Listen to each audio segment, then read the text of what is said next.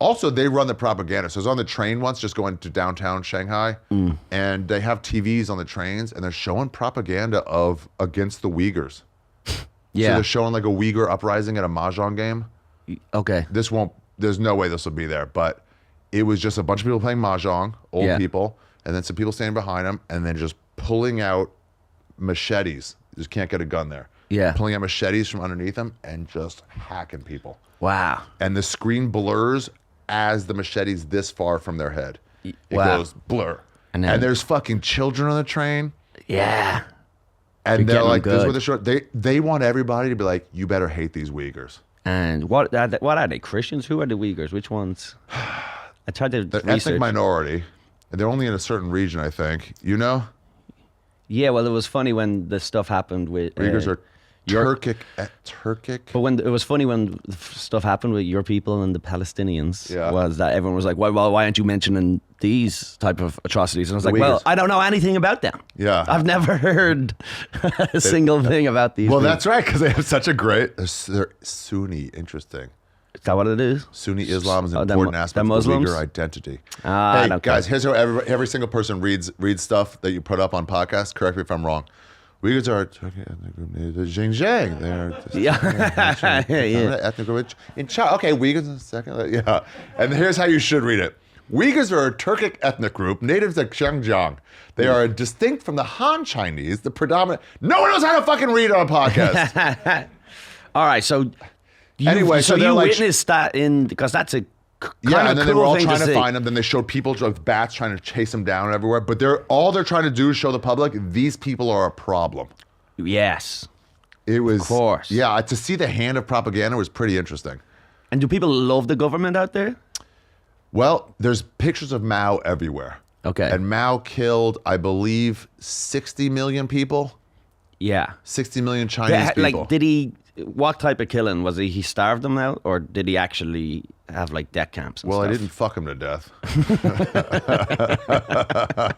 I tell you, he didn't give him that deep dicking. Yeah, maybe they. Yeah, what's his death count? What's Mao's death count? I love the way they just round off too. It's like anywhere between 40 to 60. No, I think all these tyrants stop at an even. Look, 40 to 80 million. That's how many. Wow. They just round off between 40 million, give or take. Wow, give or take. Yeah, starvation, that's an insane persecution, bracket. Prison labor, and mass executions. The mass executions is the real. That's how. But they love him, Uncle Mao. They love him. Yeah, because he was killing the enemies, or he was killing their same people. I don't know. I think it might be like. I don't know. That's a good question. Yeah. But they're like, I did make one joke. Because I was shitting on I was really going through like a rebellious phase against the government in Mike's comedy. Yeah. And then I said, like, we need a Mao to come in and fucking clean out our fucking government. And everyone's like, dude. And I'm like, no, it's pro Mao. And they're like, dude, move on. it was like, stop. This isn't worth anything. I was like, all right. No, okay, can you name the greatest mass murderer of the 20th century? No, it wasn't Hitler or Stalin. It was Mao Zedong. Well, he's the greatest. He was the greatest. The stats don't lie. But also it's I like... liked Hitler's flavor, though. Yeah, exactly. Hitler was more my type of a mass murderer. The outfits. Mao had the stats, but, you know... I tell you, Could he have done it in Europe? I don't know. I don't think so. People would have noticed people missing. I bought his little red book, Mao's little red book of like quotations. There's some he's a smart one. Yeah. He's smart. Did you tell me about the dumbest was Ceausescu of all those like communist era. He was like illiterate Romanian. Mao was smart. Mao was a smart. Was he the one you told me was like he would, when he killed the enemy, he would also kill all the enemy's family because he was like, I can't have that. That was Pol Pot. That was Pol Pot? Yeah, his great quote. Yeah, look at that little red book. I have it in... I'm currently building a studio in New York, and yeah, that's in the back on the shelf. Nice. And is there any Pol Pot enemy? I used to do this in a yoga, like try to do like a great quote, and I would do tyrants. But it was better to kill a friend by mistake than to spare an enemy by mistake. Yeah. Wow. I get it. This guy got it done. It's like the mob and rats, right? Yeah. You know, the mafia would just kill you. If they thought you're an informant, they would just kill you because they were like, look. Because like, it's not worth the risk. Yeah. Yeah. Incredible.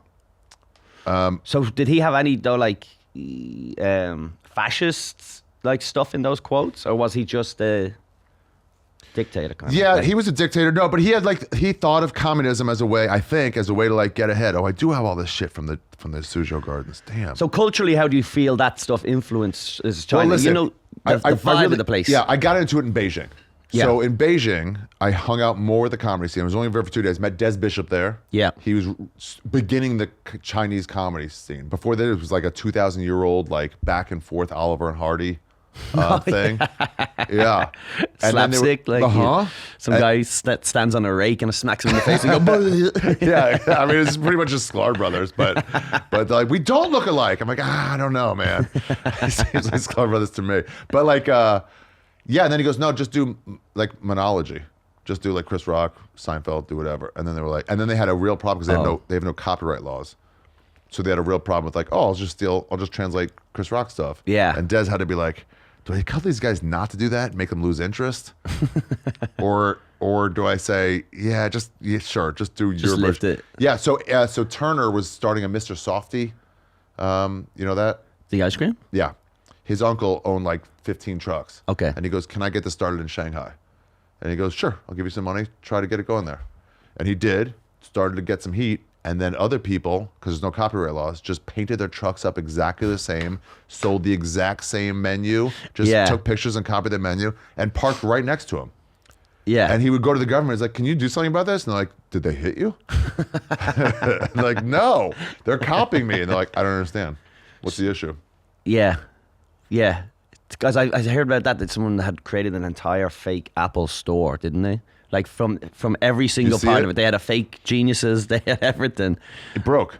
It broke. Yeah, you know those glass stairs in the Apple store? Okay, yeah. That go upstairs? That just shattered, and then somebody sued Apple, and Apple's like, that's not our store. We'd have nothing to do with that. Like, yes, it is. Like, nope. So when you were traveling there, did you have to be kind of, when you were about to go into Starbucks, did you have to stop and go, wait, is this a Starbucks or is this not I a didn't Starbucks? go to a fucking Starbucks. Even then, I wasn't trash like that. No fucking way am I going to a goddamn Starbucks in China. I wasn't drinking coffee at the time. Look how dumb I am, just taking a picture of a random turtle. It's like, whoa, it's a Chinese turtle. How did he survive? Yeah, I was just impressed. You know that feeling you get when you're just like in a new place and you're just like in front of a pagoda and you're like, that's so fucking cool. Yeah. This is the issue whenever we have these conversations is I get that itch of having to travel. This is the issue with this podcast and everyone probably listening to this podcast. It's like suddenly they're like, fuck, I got to go out. I got to go see these things. Yeah. I got to do things.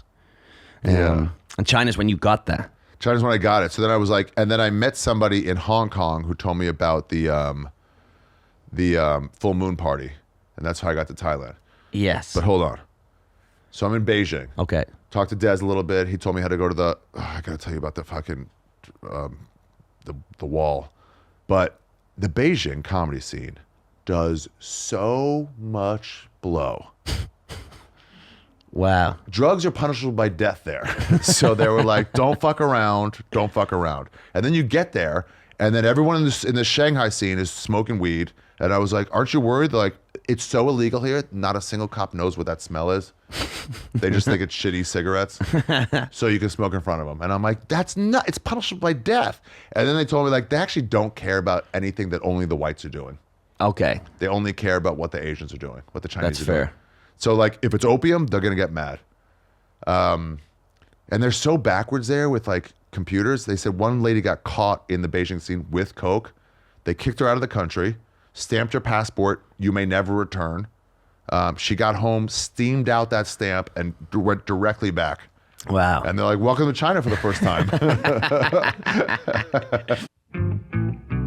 Where you been and where you going? This is Ari's travel show, yeah. We're gonna go on a journey today and see what there's to see in this big world. We're exploring different places, seeing all different types of faces. We're gonna talk about travel today. It's you